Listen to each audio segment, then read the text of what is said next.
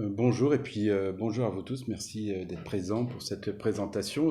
Pour moi, c'est un retour en arrière sur des travaux que j'ai faits déjà il y a plus de 20 ans sur Édouard-Émile Violet. C'est pour ça que Serge Bamberg a conseillé Lise de me contacter, puisque je travaillais déjà depuis pas mal d'années sur le parcours de Édouard-Émile Violet. Je suis un passionné en fait des cinéastes et des auteurs un peu abandonnés de l'histoire du cinéma classique. Disons, je m'inscris plutôt dans un courant d'un chercheur qui s'appelle Francis Lacassin et qui a beaucoup travaillé sur la contre-histoire du cinéma. Donc, c'est-à-dire de s'intéresser à tous ces auteurs du cinéma qui n'apparaissent pas dans les dictionnaires ou qui ont des notules incomplètes et sur lesquelles on n'a aucun document, aucune archive. Donc ça faisait partie déjà d'un sujet que j'avais traité, donc, puisque j'ai fait une publication il y a plus de 20 ans sur Édouard Violet dans cette revue qui s'appelle Archives. Donc c'était vraiment déjà un vrai bonheur avec Lise, on s'est parlé, puisque d'apprendre 20 ans après que un film considéré perdu depuis presque 100 ans, puisque le film date de 1923, était considéré perdu, a été retrouvé au High Museum. C'était un vrai bonheur à plusieurs titres. D'une part, ça permettait de pouvoir mener un projet de restauration au CNC, et d'autre part de monter cette exposition. On ne savait pas bien comment on allait l'aborder, mais grâce à Jérôme Lucchini et à Lise, on a pu mener à bien ce travail. Donc tout de suite, ça a été un vrai bonheur, et j'ai immédiatement contacté le fils de Édouard Émile Violet, que je connais, pour lui apprendre la nouvelle. C'est là qu'il a été absolument subjugué. Enfin bon, c'est une personne qui a plus de 80 ans, mais qui a été complètement enthousiasmé et très heureux d'apprendre que ce film mythique venait d'être retrouvé. Alors, il est en cours de restauration. Enfin, on en parlera peut-être après de cette histoire. Moi, ce qui m'a intéressé, en fait, dans le parcours de Édouard Violet, je vais d'abord, c'est assez bref pour ça, pour expliquer comment je suis arrivé à travailler sur ce personnage. Je me suis intéressé à un autre personnage sur lequel je reviendrai brièvement tout à l'heure, qui s'appelle Donatien, qui était un réalisateur, alors réalisateur, producteur, acteur, céramiste, peintre, écrivain, et qui a traversé ici le cinéma, décorateur. Il avait un atelier de décoration, il était décorateur de cinéma, décorateur aussi d'appartements, il avait été lui-même une entreprise de décoration. Et donc ce fameux Donatien sur lequel j'ai travaillé a croisé dans sa vie professionnelle Édouard-Émile Violet. Donc c'est en travaillant sur Donatien, faisant ce travail sur Donatien, que je suis arrivé à Édouard-Émile Violet. Et là encore, je me suis retrouvé devant un sujet complètement vierge, avec aucune biographie dans aucun dictionnaire, ou des erreurs, ou très peu d'informations. Et donc je me suis tout de suite penché sur le personnage, en regardant aussi son parcours. J'étais assez surpris de son univers, un univers marqué par la mort, la, un- une- comment dire, je pourrais dire les films d'horreur, enfin l'horreur, la littérature aussi horrifique, le fantastique, et une dominante aussi liée en fait à l'œil. C'est l'un des sujets du Vol du Bonheur, mais c'est le sujet de plusieurs de ses films. Et lui-même d'ailleurs avait, alors on le voit pas bien là, mais il avait une taie à l'œil, une grande tache blanche. Et sur une des photos que je vais vous montrer, on le voit beaucoup mieux.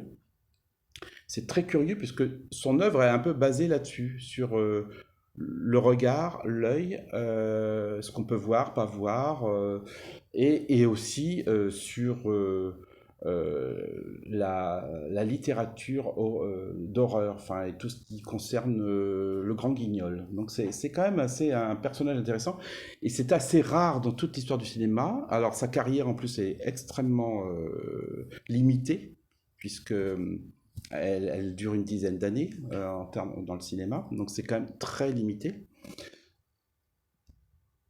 Il commence, en fait, il est né à Mâcon. Alors, son nom, c'est son vrai nom. D'abord, ça n'est pas Violet, puisqu'il est né, et son vrai nom, c'est Chan, Émile Chan. Il commence sa carrière, il est né à Mâcon.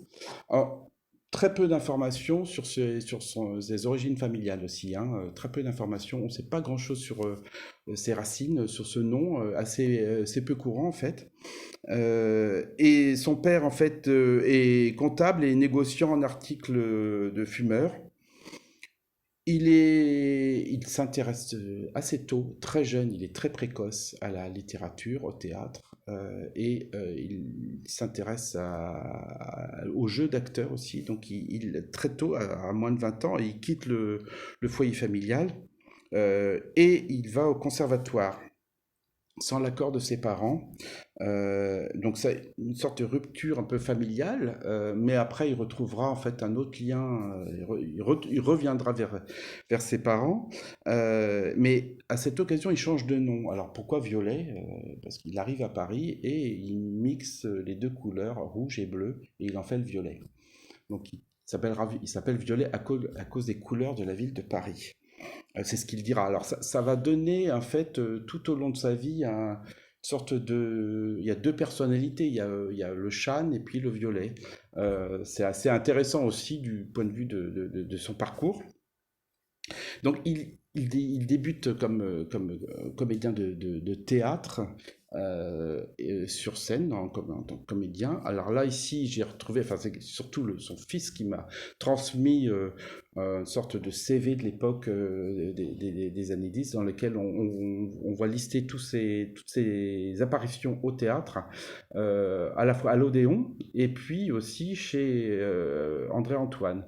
Et chez Antoine, il s'intéresse beaucoup au théâtre libre, à tout ce qui est un peu dur et cruel. Ça l'intéresse beaucoup. Et on découvre aussi qu'il était professeur de diction à la ville de Paris et officier d'académie. Alors, il y a une chose. Alors là, sur cette photo, on voit peut-être un peu mieux ici, sur cet œil-là, qu'il a une taie. Alors là, c'est peut-être la reproduction, enfin sur l'écran, qui se voit bien, mais ici, sur la photo originale, on le voit beaucoup mieux, il a une grande tache blanche qui mord une partie de sa pupille. Ça ne change rien à son parcours, mais quand même, je pense que ça a dû jouer quelque part dans son rapport au cinéma. Alors, non, là je suis un peu en avance. Alors, à cause d'ailleurs de cette taie à l'œil, lorsqu'on arrive en 1914, il ne peut pas faire son service militaire, il ne peut pas aller au champ de bataille. Donc,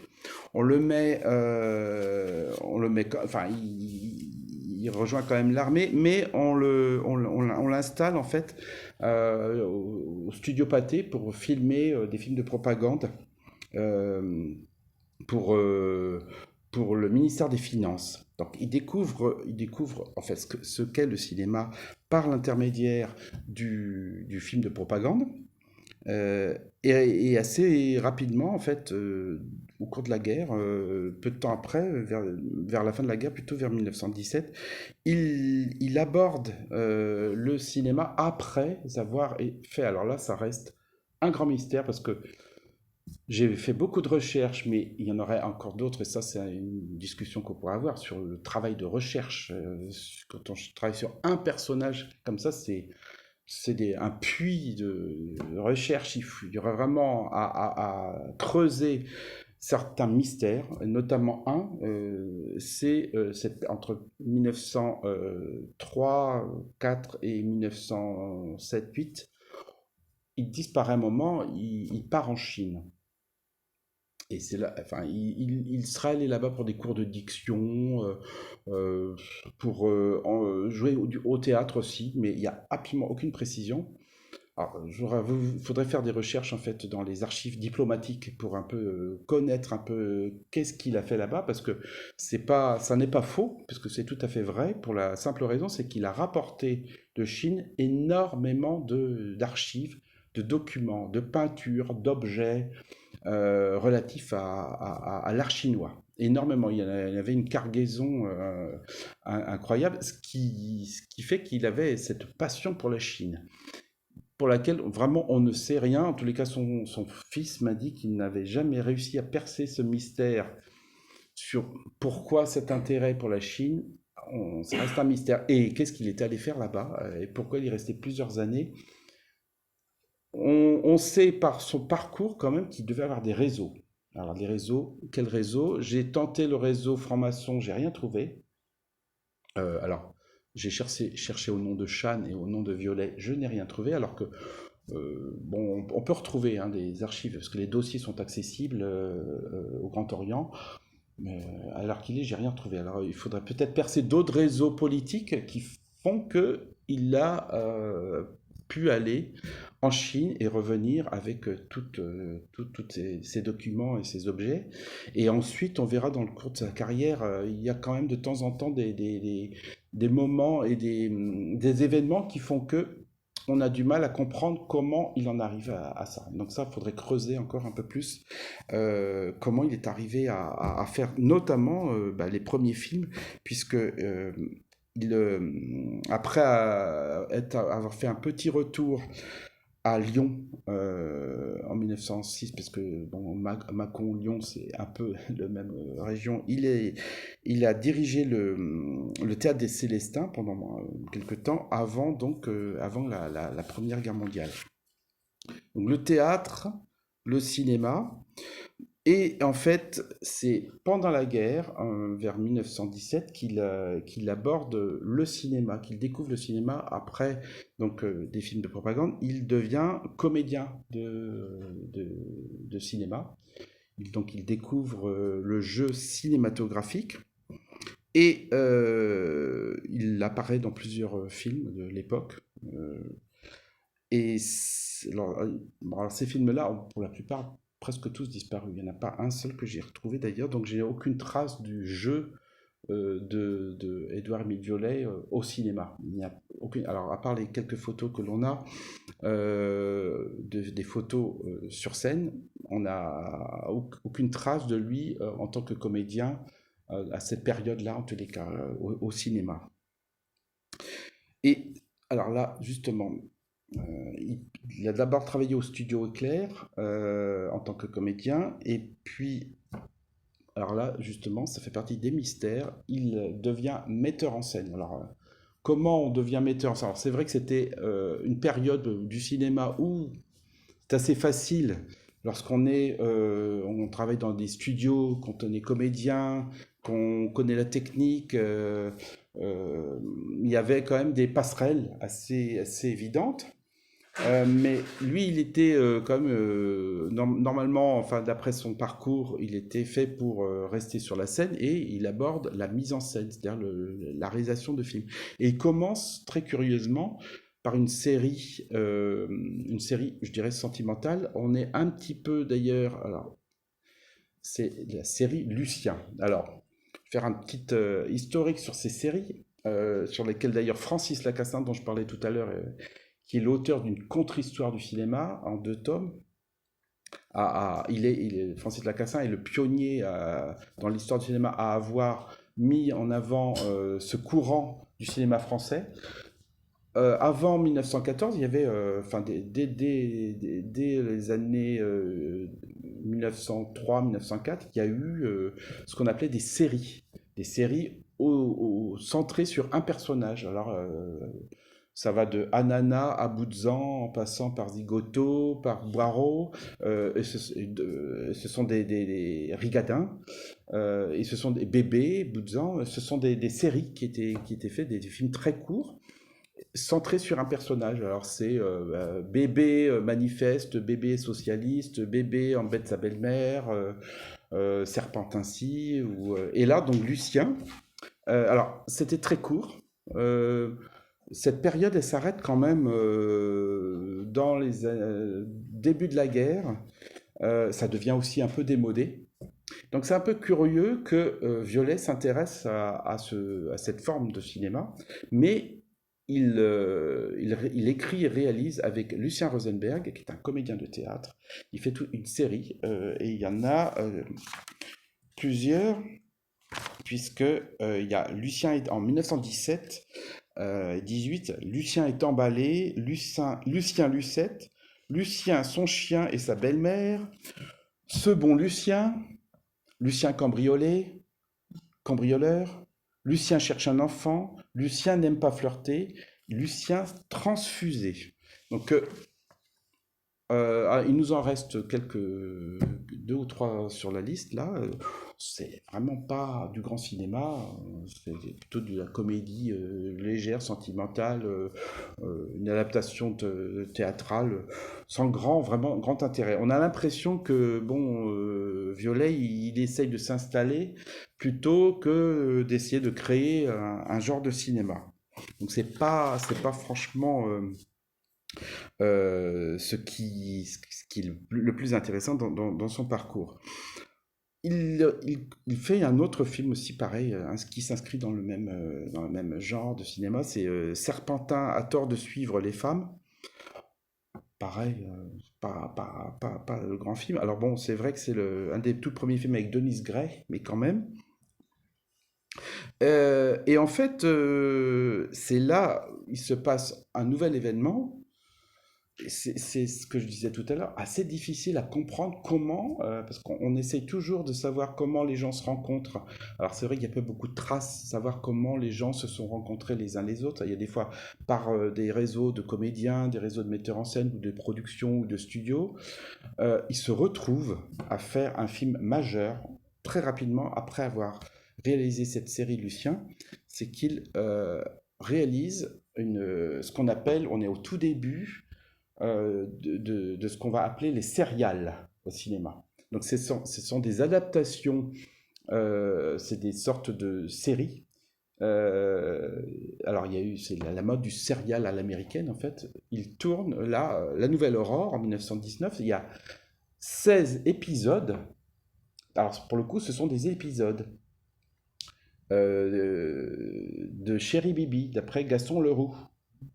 Donc, et là, ça l'intéresse du coup. Du coup, vraiment le sujet, le personnage de Chéri Bibi, qui a deux personnalités d'ailleurs, hein, l'intéresse. Et du coup, là, Violet met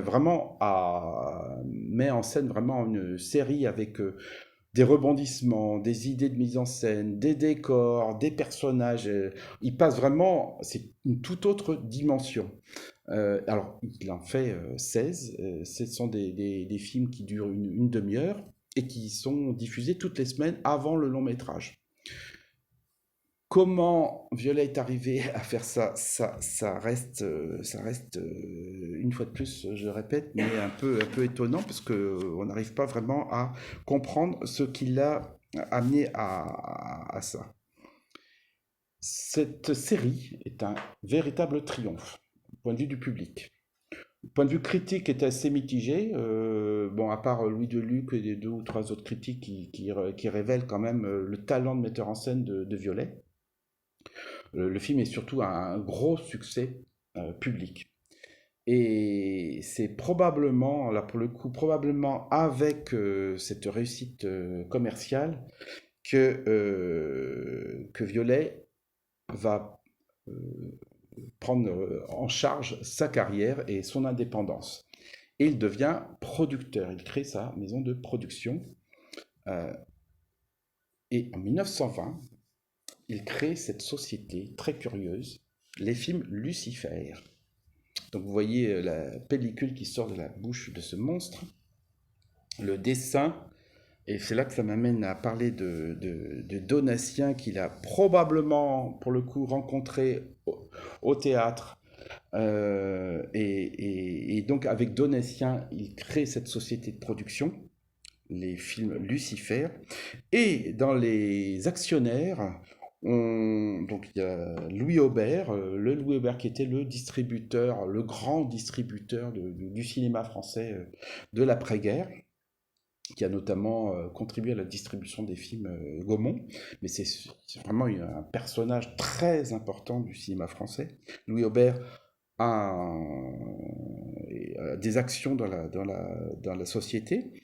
Le joaillier Salomon Harpels, j'ai tenté de comprendre ce que faisait Salomon Harpels dans la production la société de production, je n'ai absolument rien retrouvé et j'ai contacté la famille.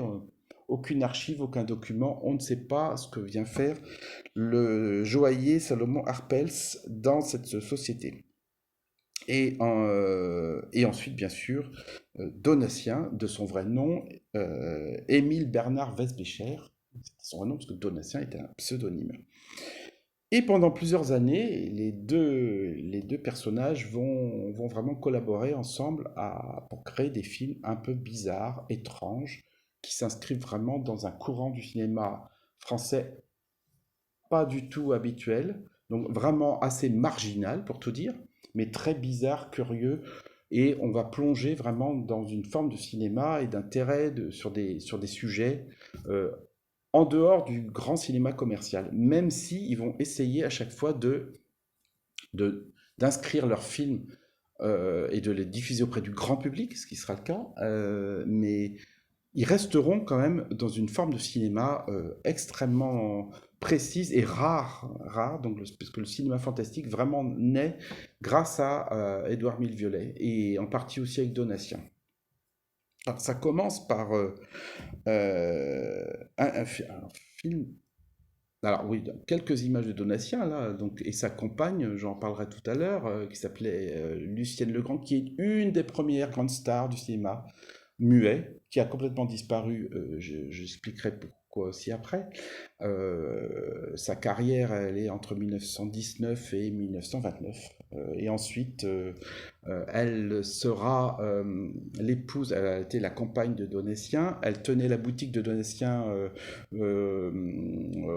avenue Niel, où Donatien avait un atelier, fabriquait des meubles, des tissus, faisait des aménagements d'appartements. Alors Lucienne le Grand travaillait à la boutique, qui servait aussi de lieu de décor. Et aussi, les objets fabriqués par Donatien servaient dans les films.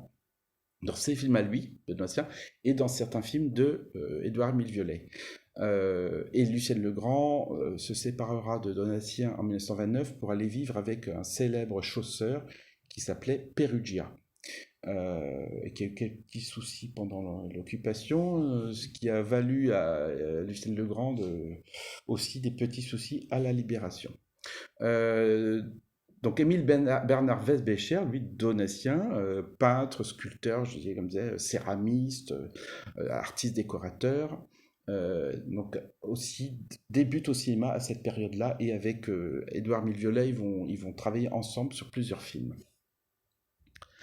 Et les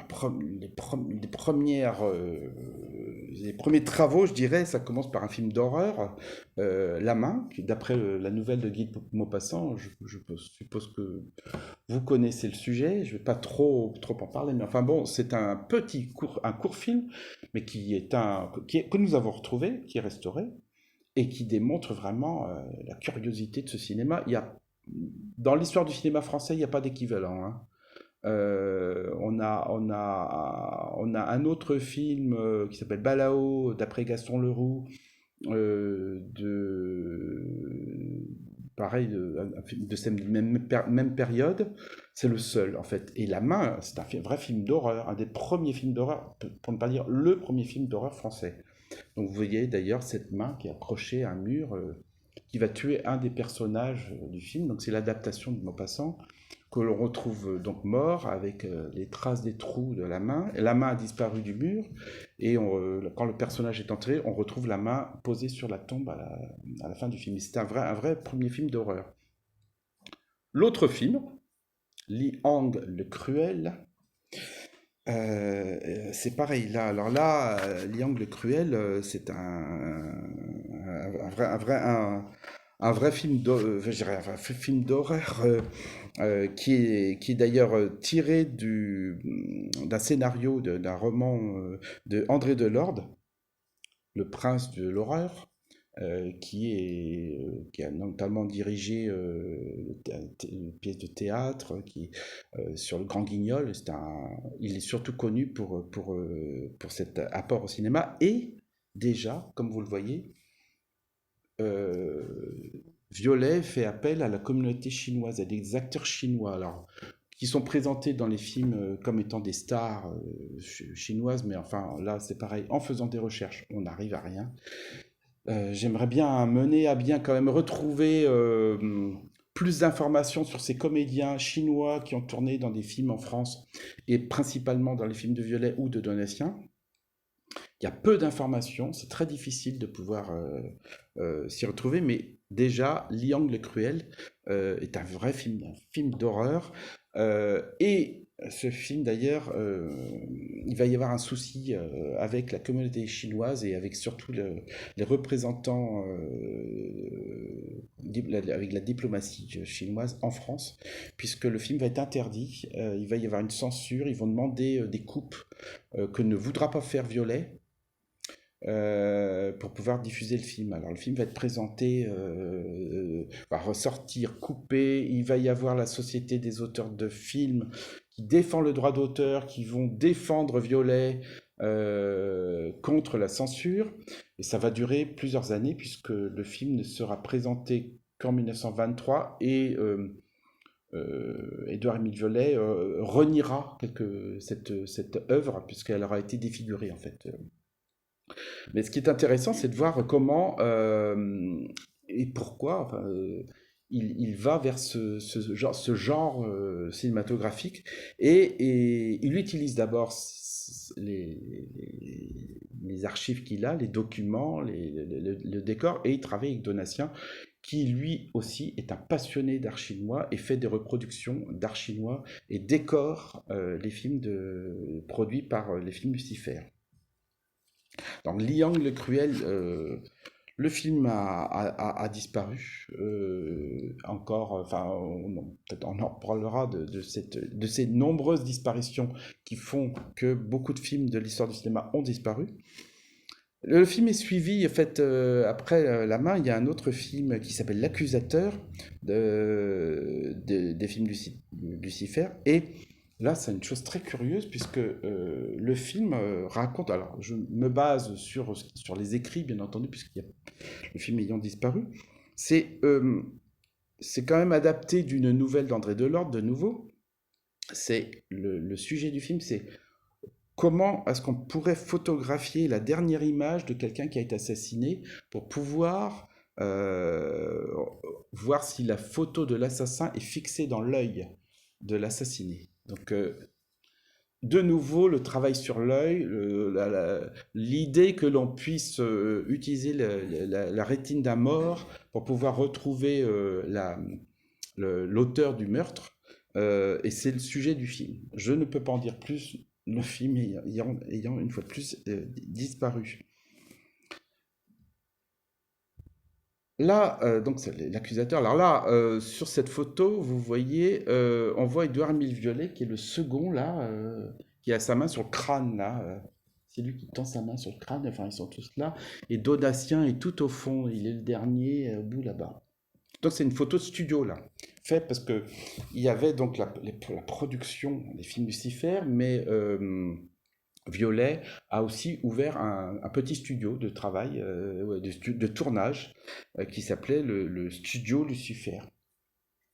Drôle de nom et drôle de droit. Alors malheureusement, alors j'avais l'adresse, mais bon, ça a été démoli et il y a un immeuble moderne à la place. Je serais bien retourné sur place pour voir un peu ce qui se passe. Et donc, ça c'est une photo donc, du studio. Film suivant, de nouveau, on est encore dans l'univers asiatique avec l'épingle rouge tirée d'une nouvelle de Pierre Bien-Aimé.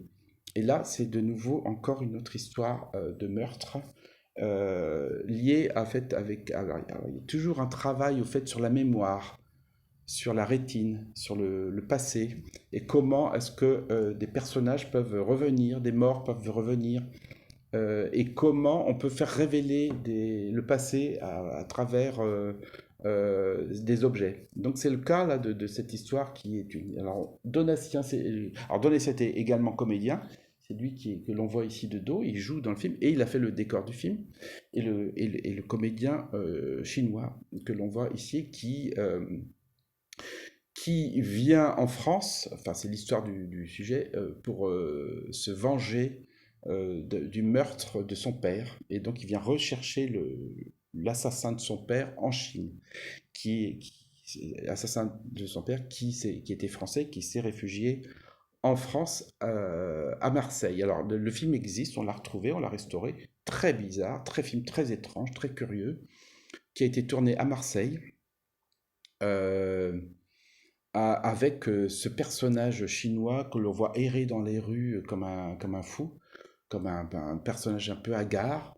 Et tout ce que montre Violet dans le film est vraiment cherche à transmettre une sorte d'atmosphère bizarre et étrange. Et c'est vraiment un film assez curieux, une fois de plus, qui s'inscrit pas dans le courant de la production française. Et euh, alors là, pour le coup aussi, la presse relève vraiment l'originalité du sujet et le traitement de la mise en scène de Édouard Mauviolet, avec surtout les magnifiques décors. On met toujours en avant le travail de Donatien, qui est un grand décorateur.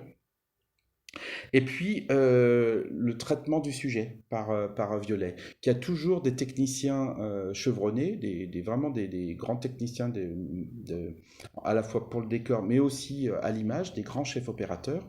Ce qui fait que l'image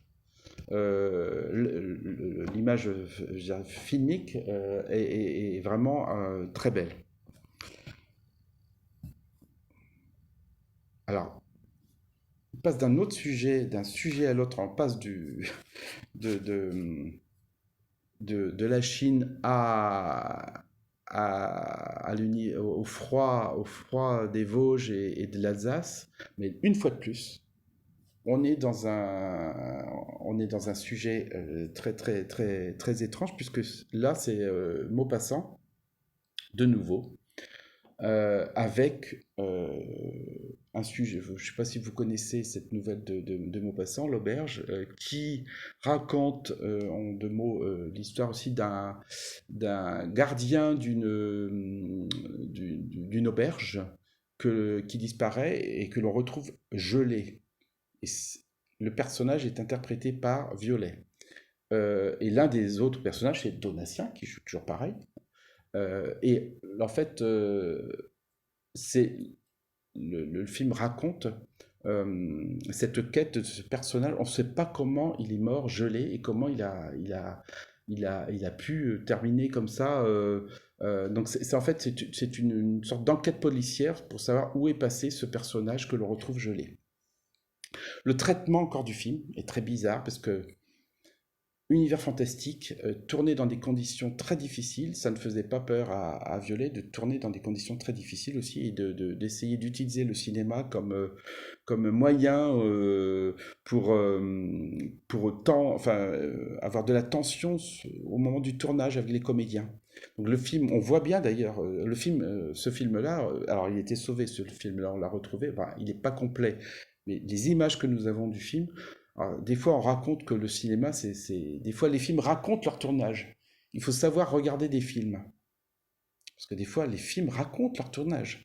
On peut voir à travers le film, certains films, les conditions de tournage. Et là, ce film-là, ça fait partie de ces lectures possibles. C'est qu'on voit à quel point les comédiens ont dû souffrir, parce que ça a vraiment été tourné en plein hiver, en Alsace, dans des conditions épouvantables. Bon, après, il y a un peu de presse qui relate un peu le tournage, mais on voit bien dans l'image comment Violet est allé jusqu'au bout de son sujet.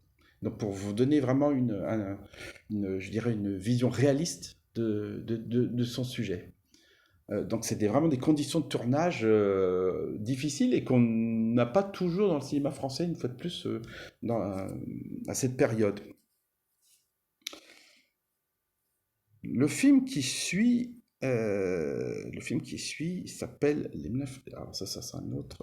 Entre-temps, il y a alors, des films qui ont disparu. Il y a un film qui s'appelle Les Mains Flétries, qui raconte aussi. Alors c'est de ce que j'ai pu lire, retrouver, enfin en tout cas comme document écrit sur ce film, c'est sur la déchéance physique d'un couple. Et sur la mort inéluctable des deux personnages.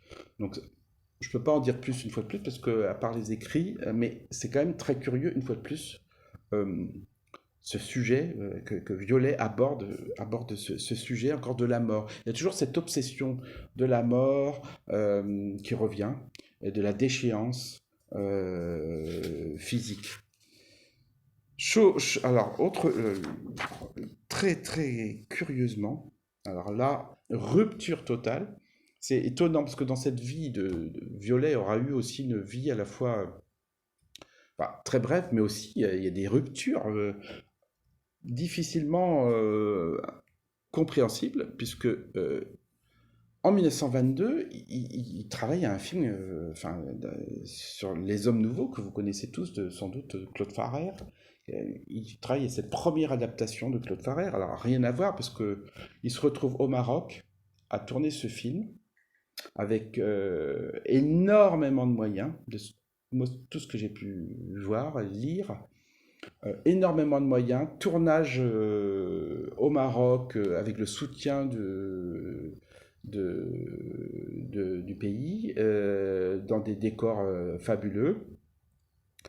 Il a amené toute son équipe de Paris et avec Donatien, il tourne le film pendant plusieurs semaines, je crois à peu près 2 à 3 mois même au Maroc, dans plusieurs villes. Et c'est une adaptation apparemment pas conventionnelle du roman de Claude Farrère, qui l'est beaucoup plus. Le film a malheureusement disparu, hein, là aussi. Il nous reste beaucoup d'images, une très belle affiche. Au milieu, là, vous avez donc Donatien, assis, le destin de Donatien, et deux autres comédiennes, dont Lucienne Legrand, que l'on voit à genoux, là. Et là, donc des matériels publicitaires de grand luxe. Cette adaptation avec costumes, beaucoup d'argent dans le désert marocain. Bon, on n'en sait pas beaucoup plus, à part tout cet arsenal publicitaire. Et alors, le film est un gros succès, très très gros succès dans le cinéma français de cette période.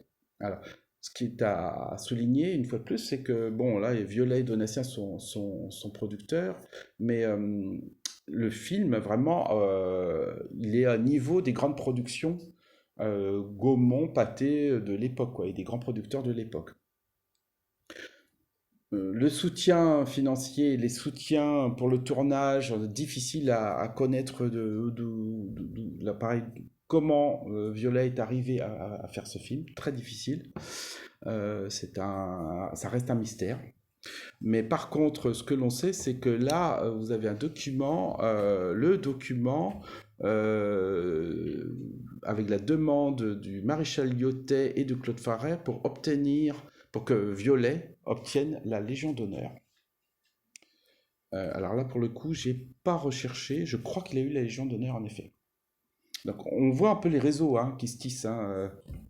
Donc comment il l'a eu enfin, je pense qu'il faut que je creuse un peu plus, mais on voit comment Violet réussit à naviguer dans les réseaux diplomatiques et politiques. Nous arrivons à ce film, mais je ne vais pas trop en parler comme vous avez tous là-haut une exposition qui vous donne quand même beaucoup d'informations, mais on passe du désert marocain subitement au voile du bonheur. Alors on en a, enfin vous avez beaucoup de documents là-haut qui témoignent un peu des conditions dans lesquelles le film a été produit et tourné par Édouard-Émile Violet. Là, comment, parce que là, moi, on n'a pas retrouvé en tous les cas les traces, disons, les racines de comment Clémenceau enfin, il était question il y avait déjà eu une première adaptation du roman, comme par Capellani, donc chez Pathé. Et cette seconde adaptation reste un peu mystérieuse quand même. On ne sait pas vraiment comment Violet se retrouve à prendre en charge le film et surtout, à part sa passion, une fois de plus, pour l'art asiatique, la Chine, et cette passion qu'il a, et puis le sujet quand même, moi le sujet m'a intéressé parce que ça rentre dans enfin ça poursuit, disons, son intérêt sur les choses bizarres des yeux, notamment avec, c'est ce qui l'intéresse, je pense, dans le film, cette, ce travail sur la mémoire, sur la rédemption, sur la mort, le suicide. Et je pense que c'est ce qui l'a, à mon avis, amené à tourner le film, mais on n'en sait pas beaucoup plus sinon. Après, on voit bien que, bah, vous le verrez quand on voit les images du film, il n'y a que nous deux qui l'avons vu. Ah là, Jean, j'ai pas amené d'image. Ah non, non, il faudra attendre, hein. On garde tout pour le mois de novembre. Alors, le film est assez statique quand même, puisqu'il a été tourné dans les studios. Là, il y a les photos. Alors là, ça c'est la photo que là-haut que vous avez vue.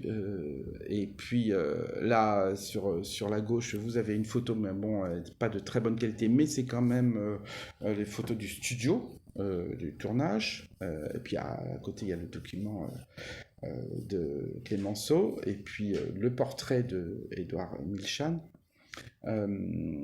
Donc le film est quand même assez statique. Il est assez proche du roman, de la nouvelle.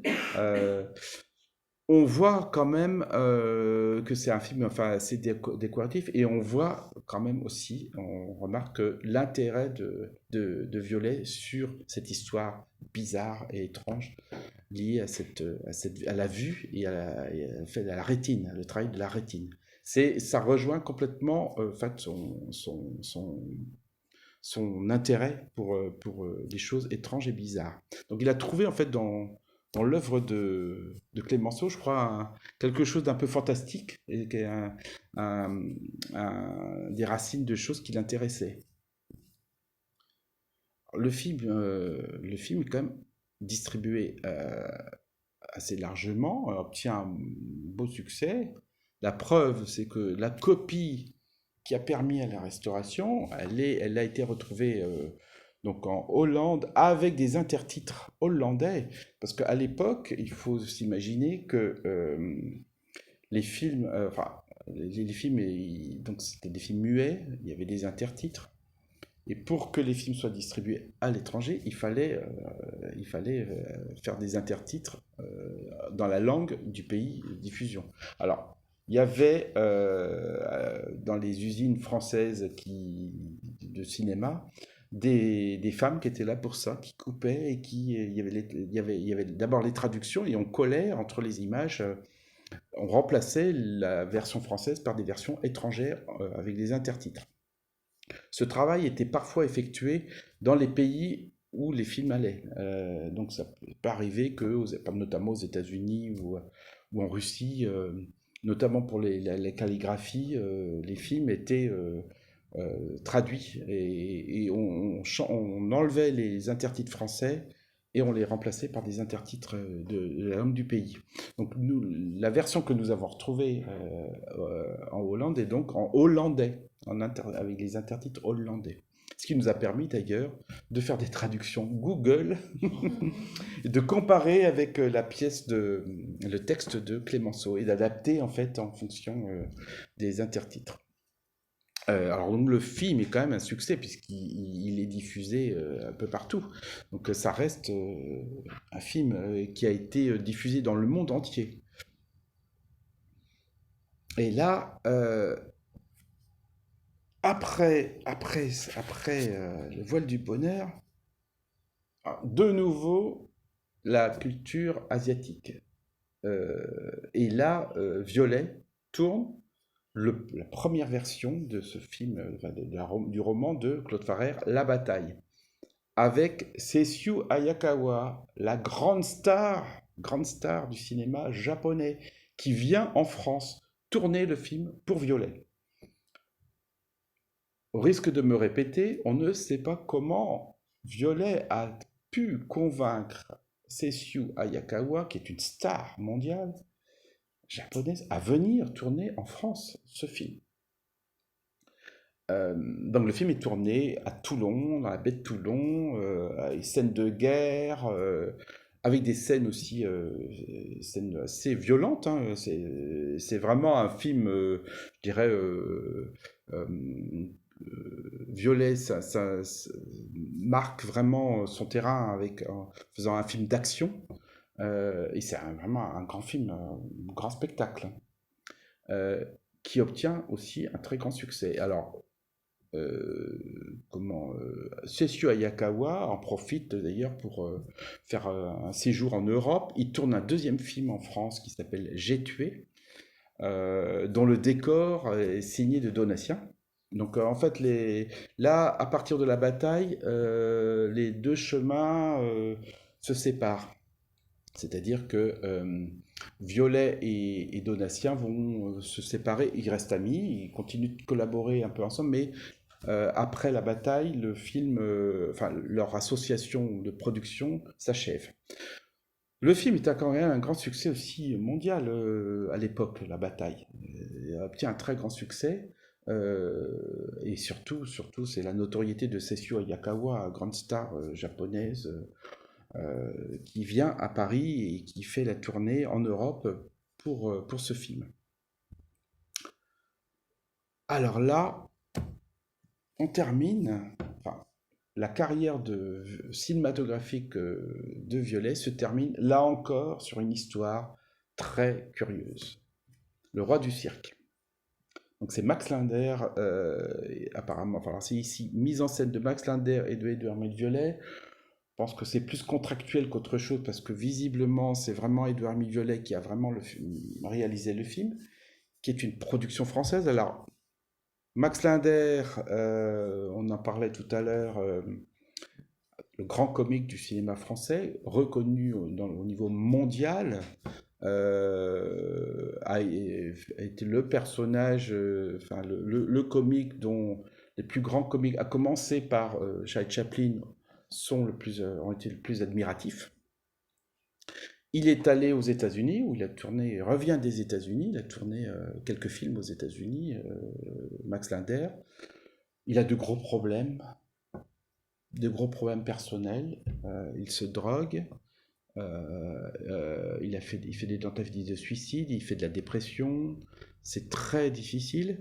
Donc le film, en fait, se tourne en Autriche. C'est une coproduction franco-autrichienne que Violet réalise là-bas dans les studios viennois, avec beaucoup de difficultés. Alors pour le coup, j'ai eu pas mal. Alors le film on a retrouvé pas mal de.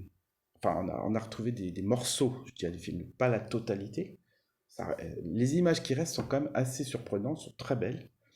Euh, Bien que on voit que c'est un Max Linder sur le déclin, et je vais vous expliquer vraiment, je ne sais pas si vous savez un peu ce qui s'est passé, ou...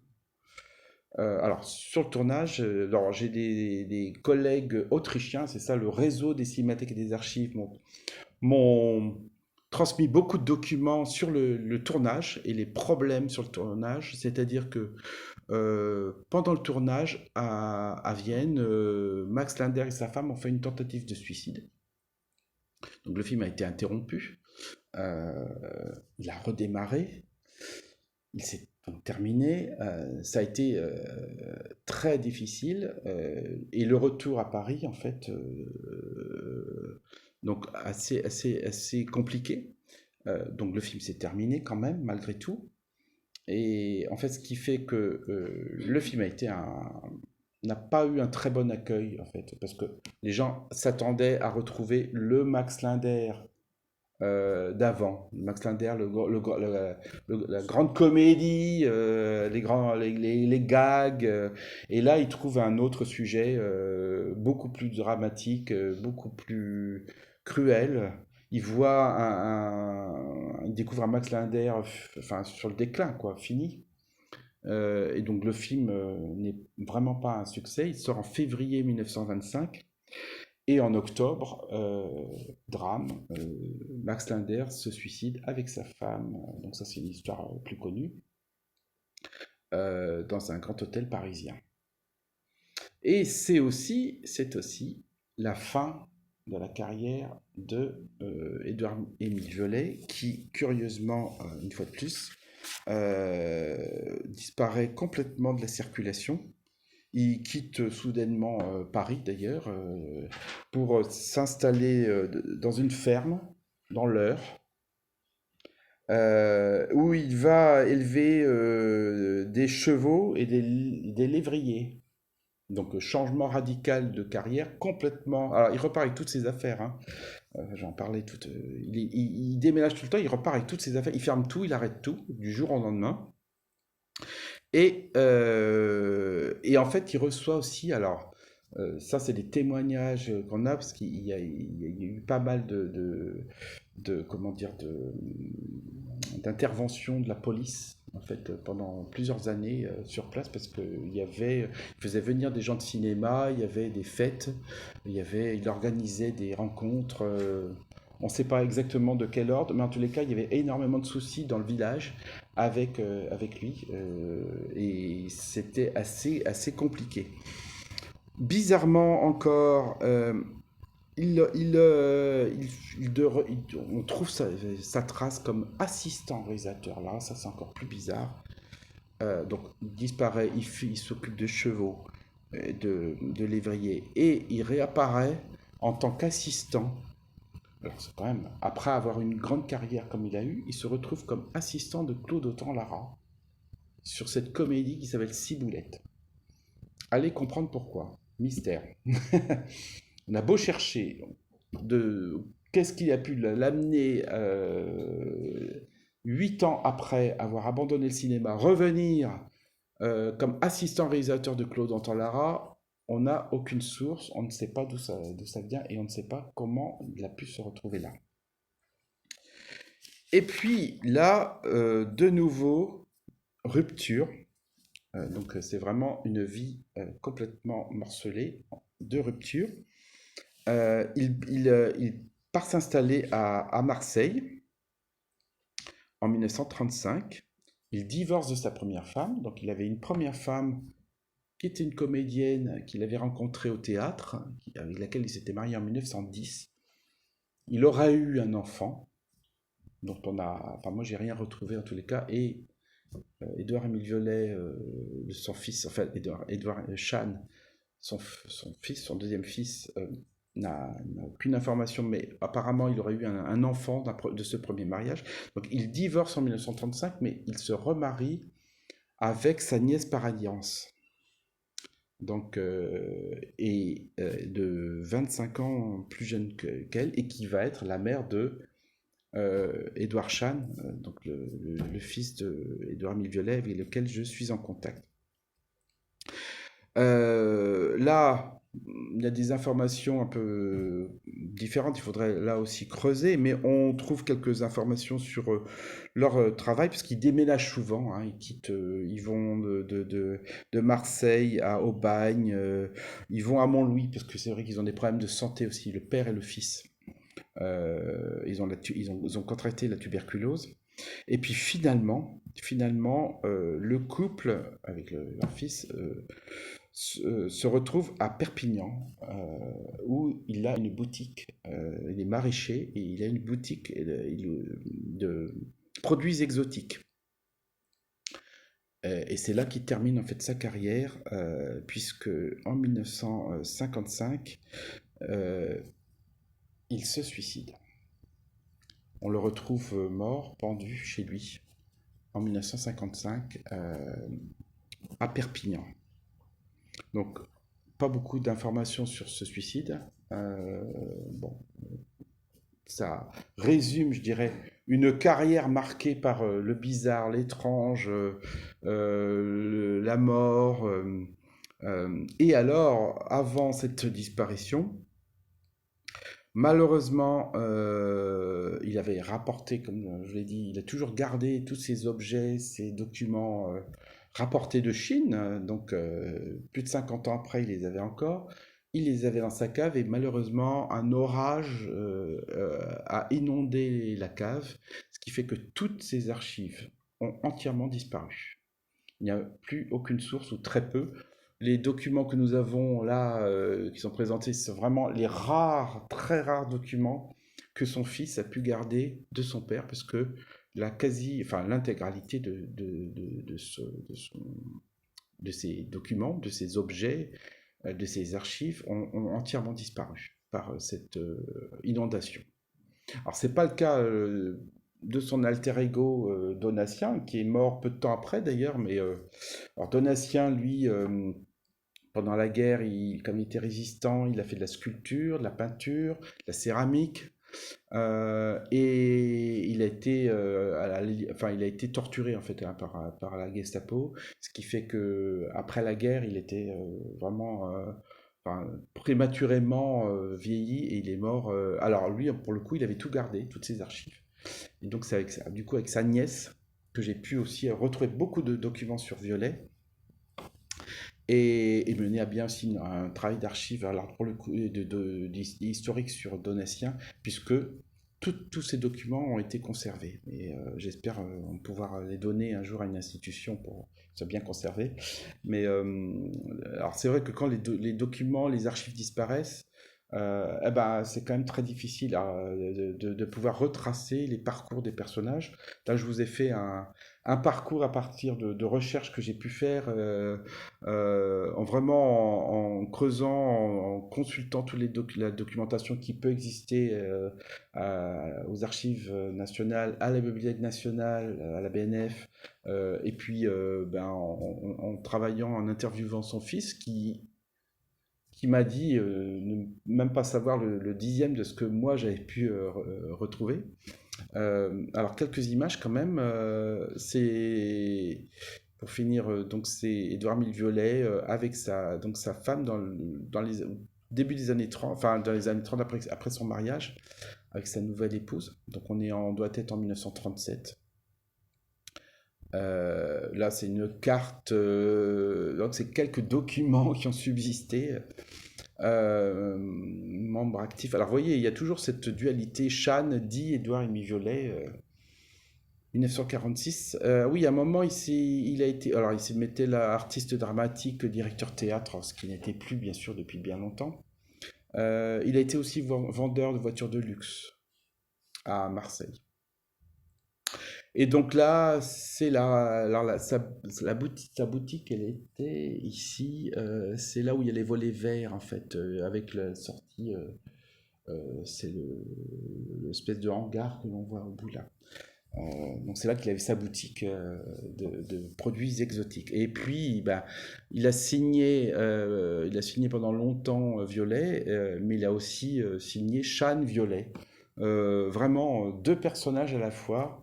Donc, ce qui fait que ce parcours un peu étrange mérite encore d'être creusé, il y a quand même des choses qu'il faudrait retrouver, et c'est tout le travail des chercheurs que nous sommes.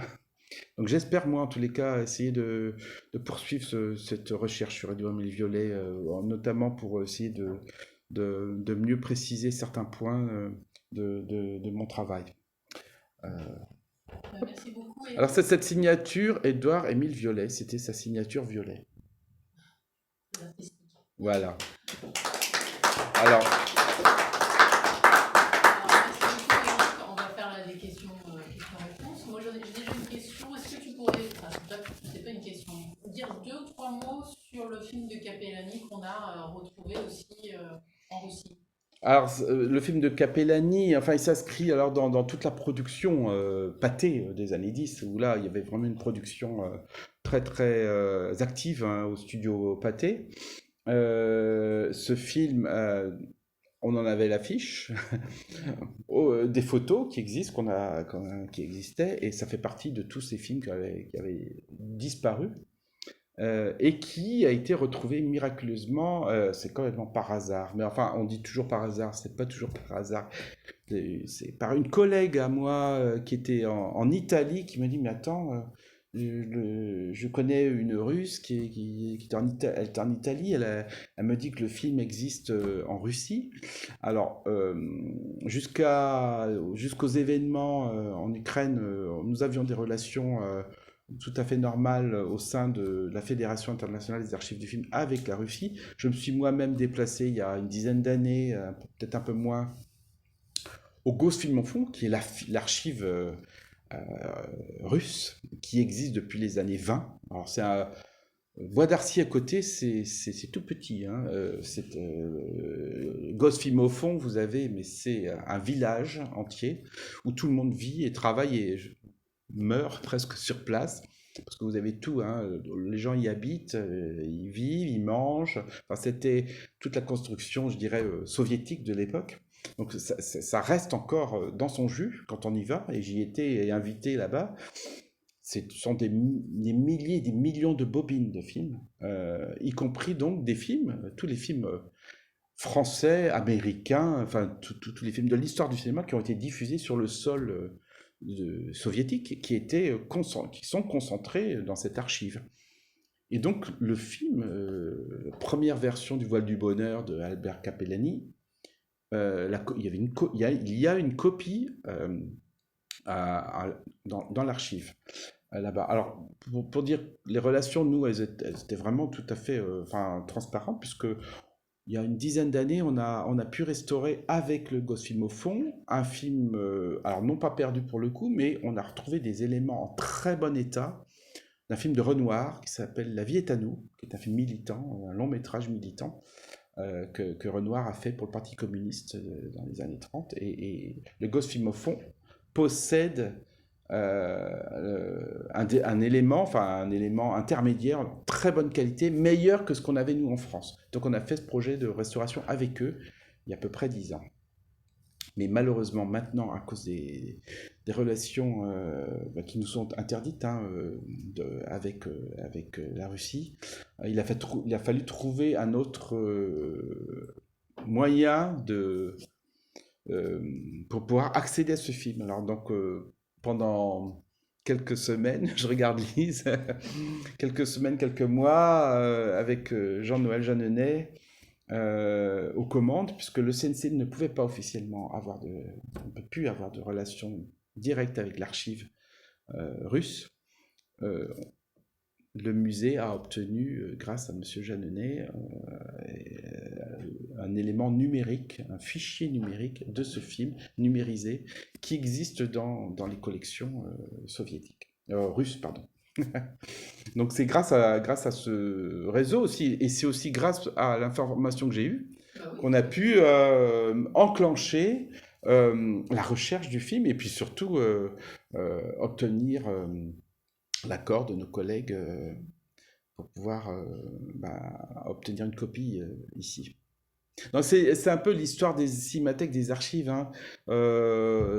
C'est tout un réseau, tout un parcours, tout un tissu d'échanges qui existe. La FIAF, elle a été créée en 1938 à Paris. Il y avait 4 archives à l'époque, 4 cinémathèques archives. Et maintenant, on en est à 160 archives et cinémathèques dans le monde, réparties sur tous les continents, ce qui n'était pas le cas à sa création. Donc, on peut être fier de ce réseau d'archivistes de films. Alors, c'est un monde d'archivistes de films, avec des commissions qui travaillent sur des sujets précis, qui sont à la fois des sujets de catalogage, d'indexation, de restauration, donc il y a eu des débats. C'était aussi une communauté extrêmement, je dirais, qui lutte, et il y a même des luttes sur l'éthique de la restauration des films. C'est aussi un magnifique réseau d'échanges. Moi, je garde, parce que j'ai eu la chance d'être au comité directeur pendant 12 ans, dont 6 en tant que président. Et c'est vrai que de voir tout ce tissu à travers le monde d'échanges, d'informations, de documents, et toutes les contributions des uns et des autres, et de tous les ans, on a un congrès et on se retrouve une archive du monde. Alors on peut d'abord se retrouver dans des pays où on n'est jamais allé et ensuite découvrir comment nos collègues travaillent et puis mener à bien des projets d'échange en vue de restauration. Bon, ça sera long à raconter, mais il y a de très beaux projets internationaux en matière de restauration et d'échange de films. Est-ce qu'il y a d'autres questions? J'ai une question sur le film, donc Édouard Violet, c'est ça? Oui. Sur la version de la première, ce serait au niveau de la restauration, quel type de restauration vous avez été amené à effectuer? Et sur le film en lui-même, vous avez évoqué les acteurs de l'époque qui étaient pour certains des célèbres asiatiques, chinois ou japonaises, comme vous avez dit. Là, au niveau du casting, si je peux utiliser ce mot-là, est-ce que c'était des acteurs connus? Pour le voile du bonheur. La vraie version du voile. La première version. Ouais. Alors, de 23. Moi, j'ai eu beau chercher sur les comédiens. Alors d'abord, Violet est allé chercher beaucoup dans la communauté des étudiants chinois. Ça, c'est clair parce qu'il y a des traces écrites là-dessus.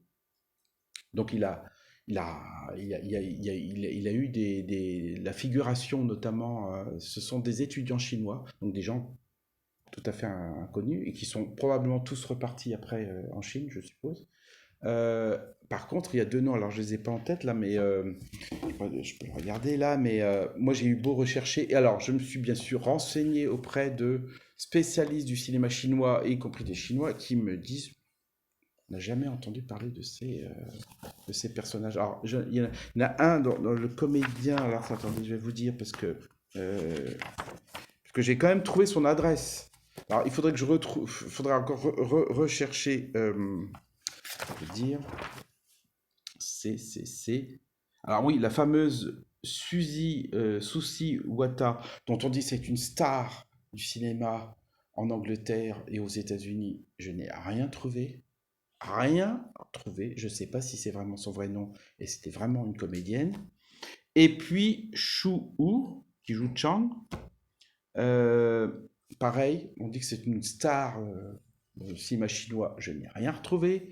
Je cherchais. Par contre, j'avais trouvé son adresse. Il habitait boulevard Raspail.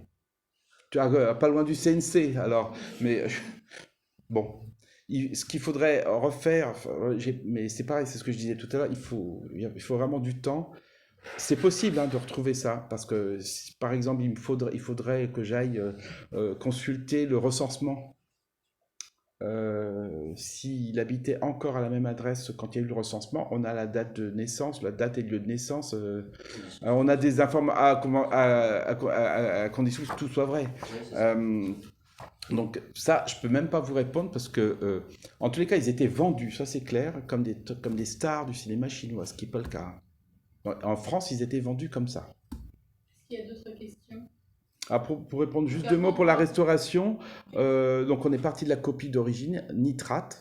Alors le nitrate, c'est un support qui s'autodétruit, qui brûle, qui est un vrai danger. La Cinémathèque française a eu notamment un incendie important, et il y a eu beaucoup d'incendies dans l'histoire du cinéma, dans les studios et dans les laboratoires. Depuis l'origine du cinéma, il y a eu beaucoup d'incendies, beaucoup de pertes donc du cinéma. Il y a eu des pertes volontaires aussi, avec des productions qui détruisaient volontairement leurs œuvres pour pouvoir faire de nouvelles.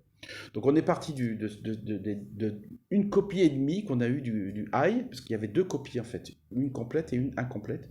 Et on est parti de ces deux éléments qu'on a scannés en numérique, image par image, restauré donc, et on a fait le travail d'intertitrage. On a remplacé les intertitres en hollandais, en français, à partir du texte sur la copie et aussi du texte de Clémenceau. Le film n'est pas complet, mais bon, donc on a complété avec le texte de Clémenceau. Et une fois que, bon, il y aura l'élément numérique, numérisé, et ce que l'on fait toujours dans ce travail de conservation, c'est de revenir sur le support original, c'est-à-dire qu'il y aura un transfert sur pellicule, finalement, pour la conservation à long terme du film. D'accord. Parce que Ça, on le fait. le numérique n'est pas... Le numérique, il a une durée de vie de 5 ans, normalement, de 5 à 10 ans. Il faut, ce sont des... Alors moi, je suis pas un expert. Autant je connais bien la pellicule, autant le numérique, je suis pas un expert, mais je sais quand même, d'après ce que j'entends et sur ce quoi je travaille, que tous les 5 ans, il faut faire des migrations de fichiers numériques. Et donc, la restauration d'un film qui est en numérique il y a 10 ans, c'est pas sûr qu'on puisse le lire maintenant. Donc, il faut faire des migrations des données, tandis que la pellicule, elle dure. La nouvelle pellicule, alors autant le nitrate avait une durée de vie très limitée dans le temps parce qu'il y avait l'autodestruction, autant le polyester est censé durer 300 ans. Oui. Les deux films sont donc des films muets. Oui. D'accord. Et à partir de quand les films deviennent parlants? 1928-29. Le premier film français s'appelle Le Requin. C'est un film Et donc Violet fait des films muet. toujours. Oui, oui. Et ben, en 25, il s'est arrêté. Ah Ouais. oui, c'est intéressant. Il s'est arrêté en 25. Ouais. Donc on a. Et dans certains endroits, même comme les films muets et avec leurs intertitres, tout le monde ne savait pas lire. Il y avait ce que raconte Jean-Claude Carrière dans un ouvrage qui s'appelle Le film que l'on ne voit pas. Il raconte la place de l'Esplégador en Espagne. Quelqu'un qui explique ce que l'on a à voir, parce que les gens ne savaient pas forcément regarder le film. Mais ça c'est plutôt pour des films avant cette période, parce que Avant cette période. pour dire, il y a une période du cinéma avant la Première Guerre mondiale, ce sont vraiment des films très courts, comme je disais tout à l'heure, là je parlais du travail de Francis Lacassin, les séries et des films, ce sont des films assez courts. La longueur des films, elle arrive avec le cinéma américain après la Première Guerre mondiale. Vers 1917. Alors, la longueur des films, elle augmente un peu pendant la guerre. Et dès 1918, on fait des films plus longs.